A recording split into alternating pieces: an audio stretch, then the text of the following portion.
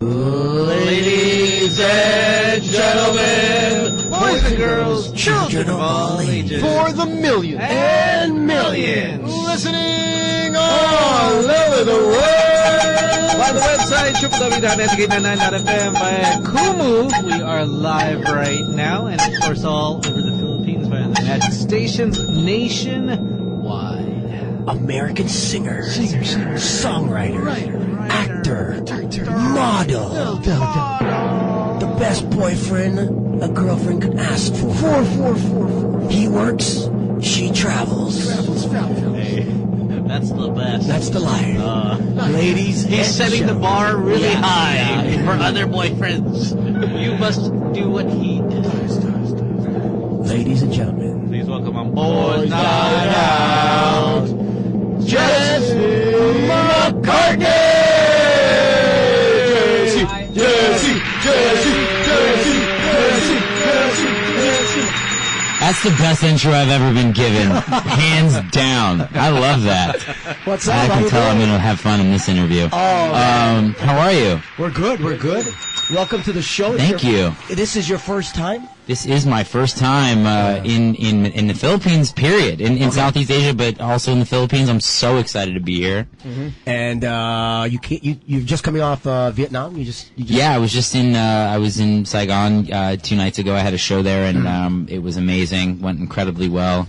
But I have a feeling it's going to be even better here. I've been looking at data on Instagram and Facebook and Spotify and where most of my streams internationally are coming from. And it's Manila. So I'm really excited to be here. I can't wait. We don't work. We just watch videos of you. Yeah? 24/7. Oh, that's good. Which ones? We just stream. We stream everything. We try and find out where you're going. What you're doing. Like, everyone's on the Instagram, you know. This guy in the pink blazer didn't go to work today.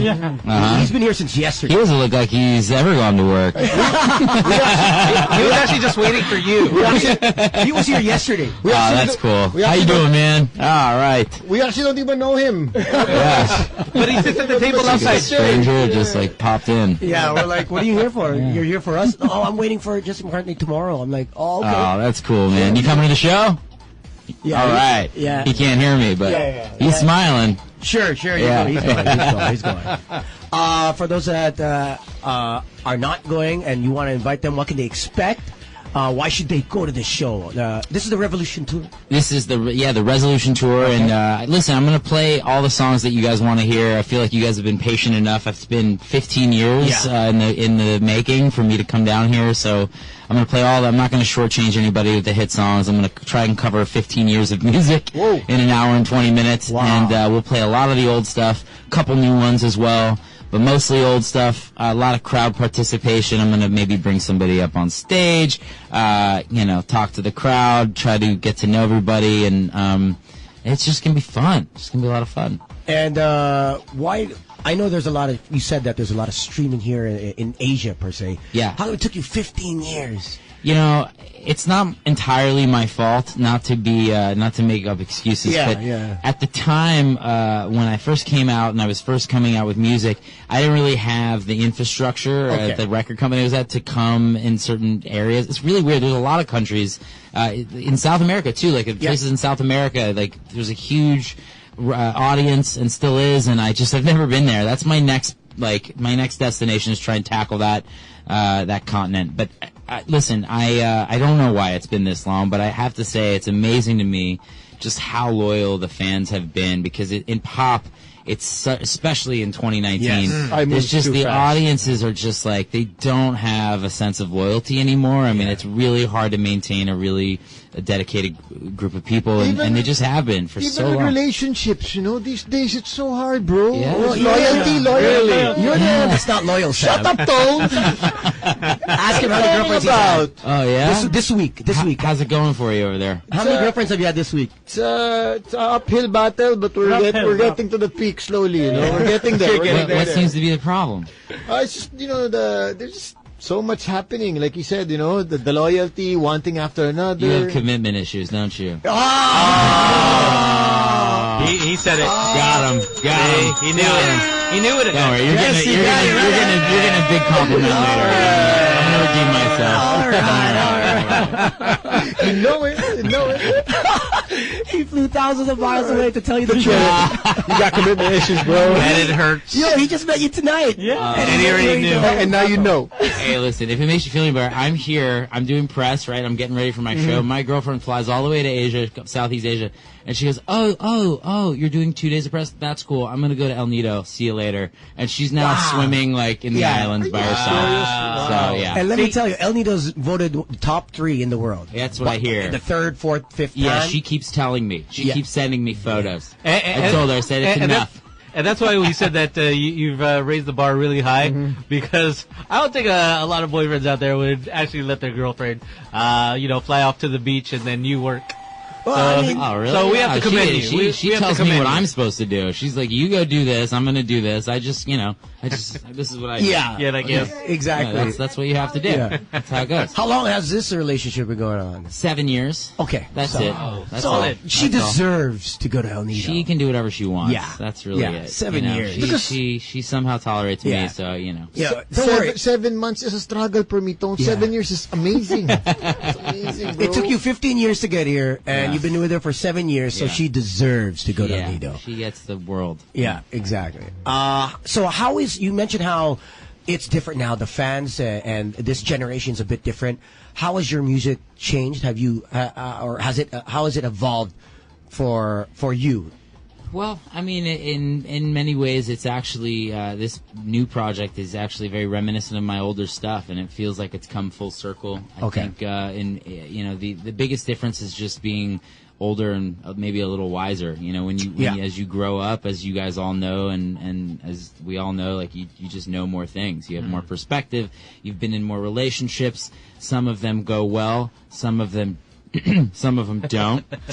But you have more to write about. You have more to talk about. I've traveled more, and it just it broadens my perspective. And what's cool is that these fans have grown up with me, and I think that they've gone through a lot of the same stuff. So it makes the music continually relatable. Was it always, did you ever wonder if Dream Street, would you bring it back, or have you ever thought of, what if we stuck together all these years? You know what I mean? Like, No, what if? Yeah. Yeah, no, I keep getting leaned on for a reunion by the fans more than anybody. And I just, first of all, I'd have to study those lyrics pretty hard for a good month Review. to remember all of them.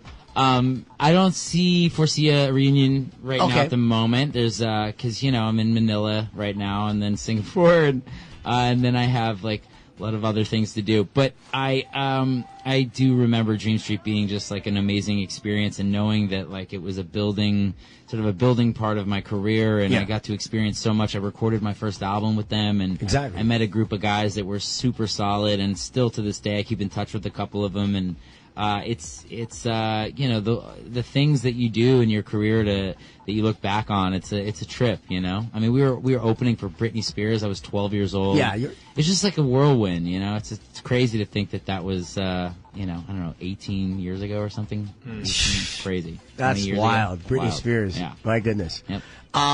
So working on new stuff. Do you have new stuff on your concert on Saturday? So when I get back to LA, well, on Saturday I'm going to play Wasted and Better with you. Okay. As far as and a couple of new ones as well. But I've even since the new songs that have been released since last year, I've written a few new ones in the last couple months since the U.S. leg of this tour. I was in the studio and wrote a few more that I'm really excited about. A lot more intimate and a lot more I guess, intimate's the word. It's very organic. Okay. Very, very singer-songwriter driven, and I'm excited to release Who those. are you working with? You working with a few writers Yeah. and producers who I really love and admire, and people that really understand me and that I feel comfortable sort of like telling my deepest, darkest secrets to. It's going to be a very intimate record about what it's like being me, both in front of the camera and behind it. What it's like and has been like for my friends and family, and what the effects of doing this career has been for everybody, and also what it's like having being in love and being domesticated. Yeah. All of those things are coming through in the music, and I've written about this year, and I'm looking forward to releasing it probably later this year. Is it harder to write songs that are about the hardships of a relationship rather than the intimacy ones? I think intimacy is harder to write about for some reason. Because your girlfriend go, oh my gosh, what are you saying in this song? It's funny, like, I cry watching commercials. Like, I'm a huge sap, and she makes fun of me. She's like, come on, pull it together, like, man up, you know? And then, like, as soon as I play her a love song that I've written, she just, like, falls apart. It's like it's an interesting thing. But when I go to write a love song, for some reason, it's not as easy as writing, like, something that's like, writing from like a heartbreak, writing from like a different perspective. It's just, or when you're mad. Yeah, it's like, it seems a little bit, it comes out, it's a lot tougher to search and dig and like really find that intimate place because it's vulnerable. You're being vulnerable, you know? You're letting your guard down and showing your vulnerable Most side intimate, and still wanting to be a man. Exactly. So. How do you balance in the 7 years? You know, we see a lot of couples fly-by nights, roller coaster romances in the entertainment industry.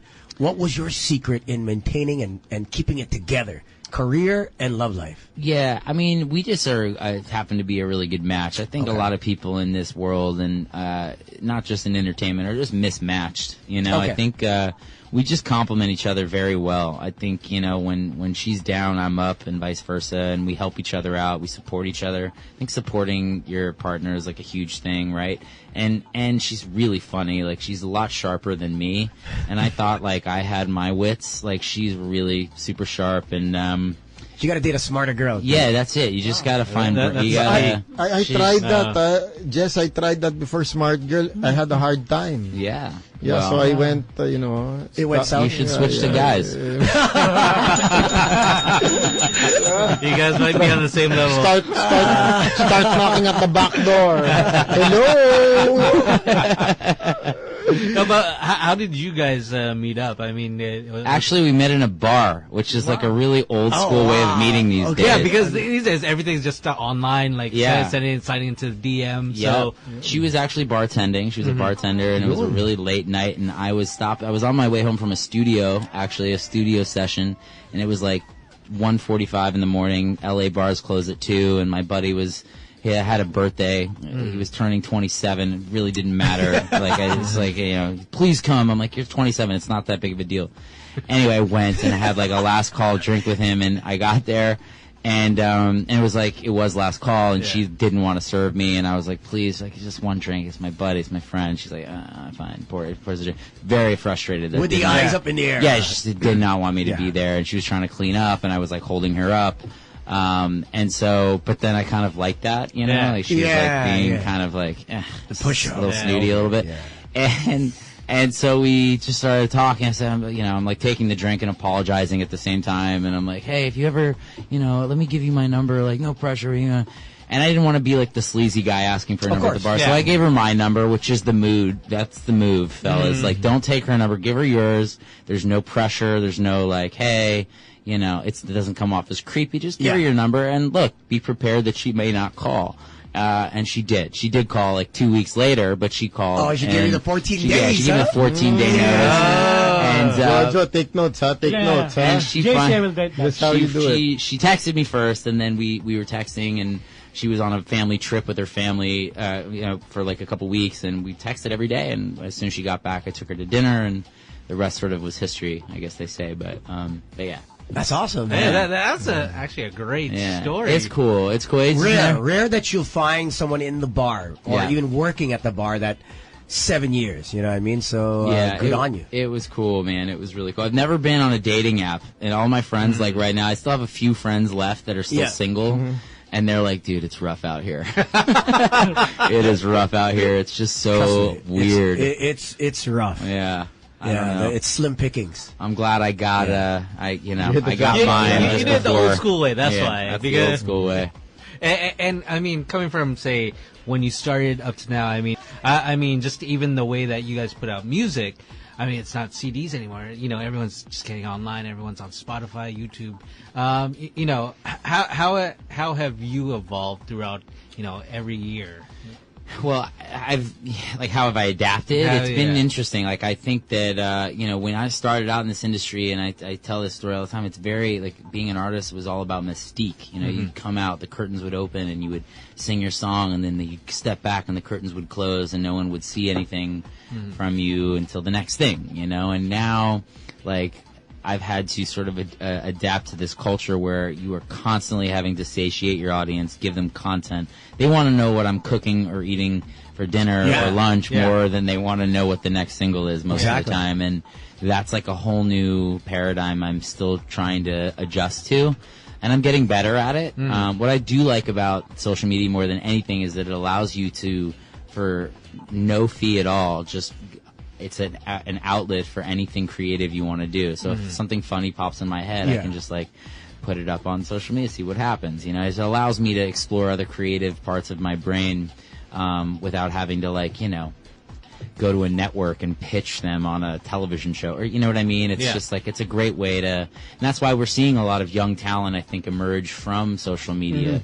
The playing field is much bigger now. Yeah. For people who can't get that TV break or, you know, a record deal, at least there's, you know, stuff like YouTube, Twitter, Instagram to get your material out wherever you are, whoever you are. Yeah. And look, there's a lot of junk out there, right? Like there's a lot of bad stuff, and you're seeing a lot more bad stuff, but you're also seeing a lot of hidden gems. Like things that you may not have ever seen because of social media. So do you have friends like sending you like, hey, you have to check out this person that did a cover of one of your songs? Every day of my life. They Every day of my life. They send it? Yeah, and a lot of them are awesome. Like, I've just, like, so many people, like, I've literally had, like, an hour or two where I've just spent, like, looking at some of the undiscovered talent that have, like, 15 views on their YouTube page that are singing the songs really well. Who is this? Scooter Braun probably already found them, but he's probably signed them. Yeah, he's probably already got them signed. But yeah, no, I mean, it's like, it's one of those things where, you know, now in this day and age, you can,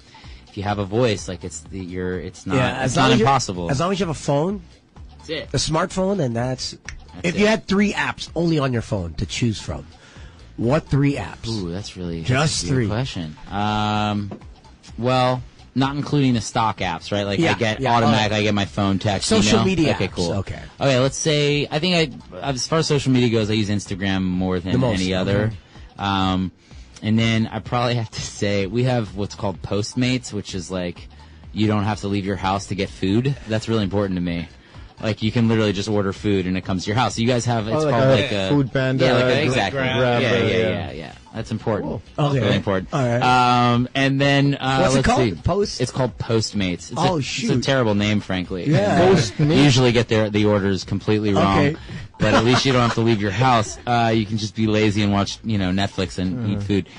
So that's important. And then also, I love, what's my last favorite app? I mean, I love the camera. I love taking pictures. Okay. You gotta. But I guess you could do that on Instagram. Yeah, you can do that on Instagram. The edit apps. Yeah. I also love my Pac-Man app. Just playing. Okay.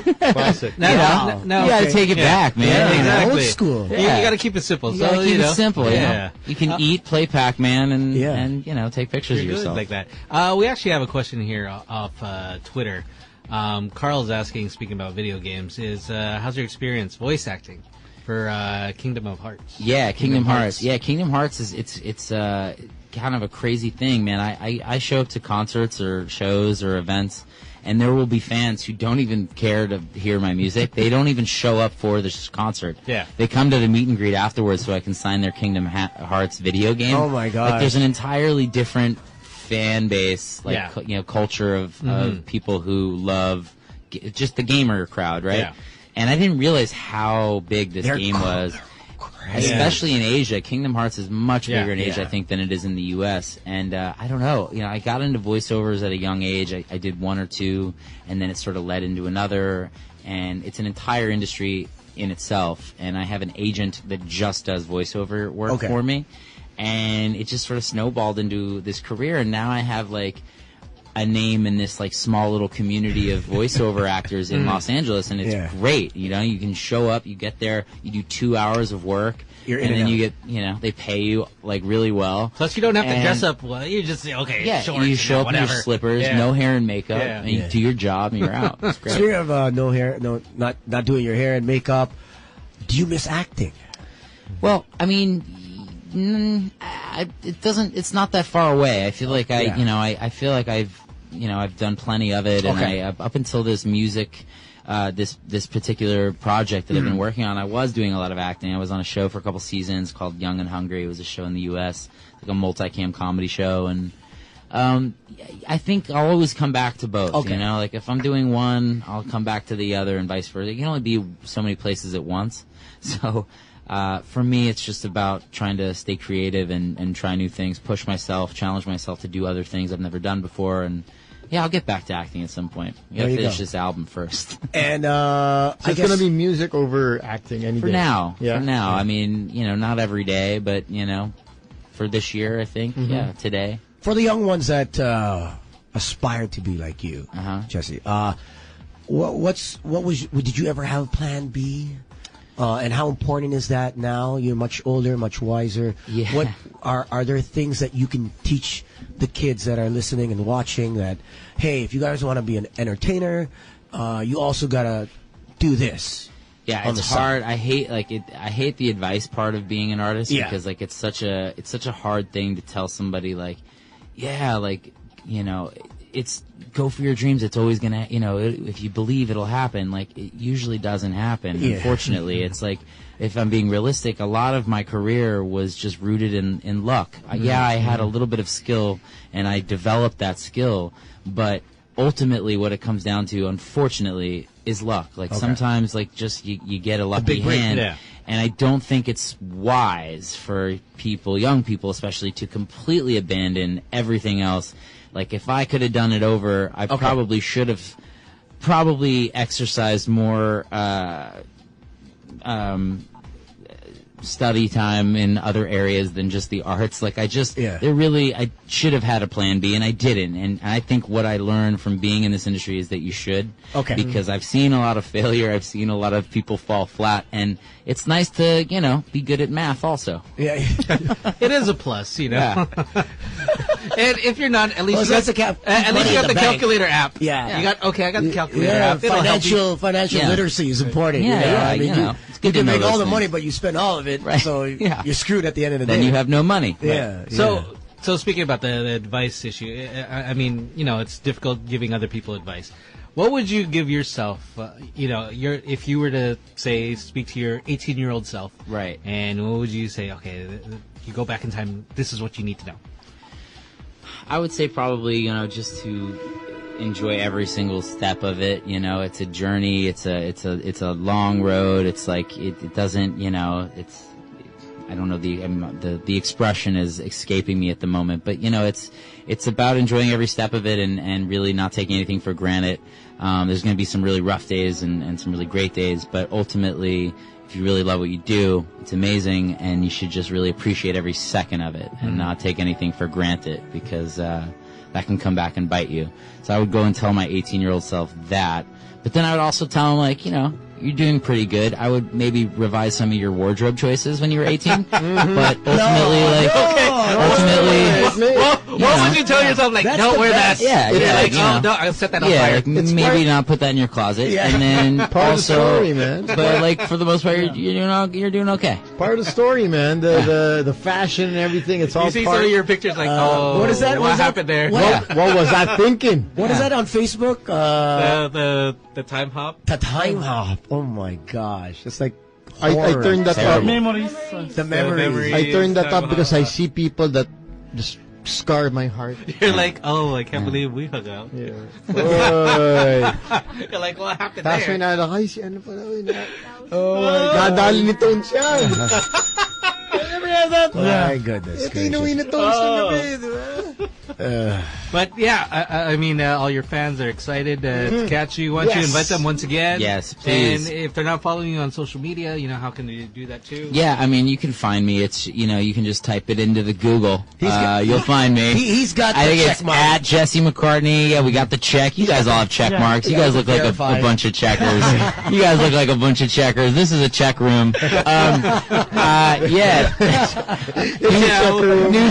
New Frontier Theater, Saturday night. I love all of you guys. This is my first time in the Philippines. I can't wait to play for you guys. I know it's been a long time coming. I want to say thank you, really, honestly, like truly, from the bottom of my heart. You guys have been such a great, powerful inspiration for as far as loyal fans go, and I'm stoked to see you. Come to the show Saturday night.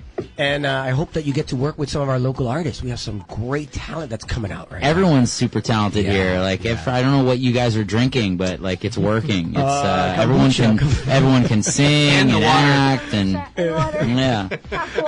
Oh my gosh! All right, thank you so much for stopping by, and best of luck Saturday. We'll see you Saturday. Sounds great.